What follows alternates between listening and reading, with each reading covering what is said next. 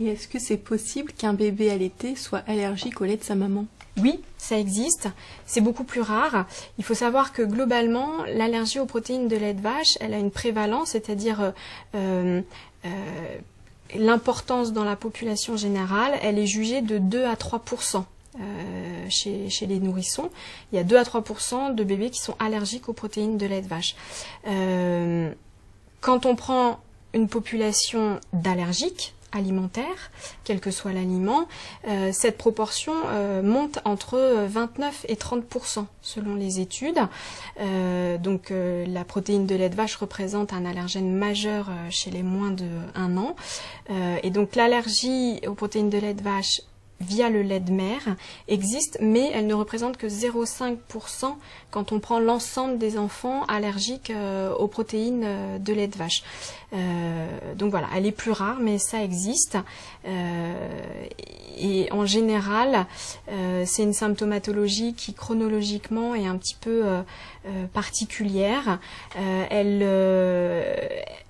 C'est pas forcément les symptômes que je vous ai cités qui vont être les plus caractéristiques. Éventuellement, les enfants ont un peu d'érythème autour de la bouche, mais c'est des formes plus frustes et plus mineures qui ensuite vont s'accompagner d'un inconfort progressif chez l'enfant et éventuellement d'une mauvaise croissance, qui est également un symptôme plus dans l'allergie retardée que dans l'allergie immédiate que je ne vous ai pas cité également tout à l'heure. Alors, que faire si on allaite et que notre enfant est allergique? Alors, en fonction du désir de la maman, du couple, bien évidemment, il faut à tout prix, si c'est le désir du couple, conserver l'allaitement maternel un maximum parce qu'il y a moyen que cet allaitement soit sécuritaire pour votre bébé. Il suffit de conduire à ce qu'on appelle un régime d'éviction, ça veut dire enlever toute protéine de lait de vache dans le régime de la mère.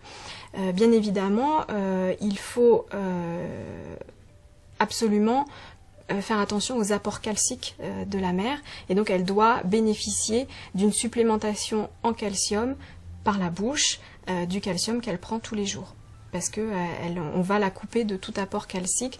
Or, l'allaitement est une situation à risque de besoin calcique plus important chez la femme.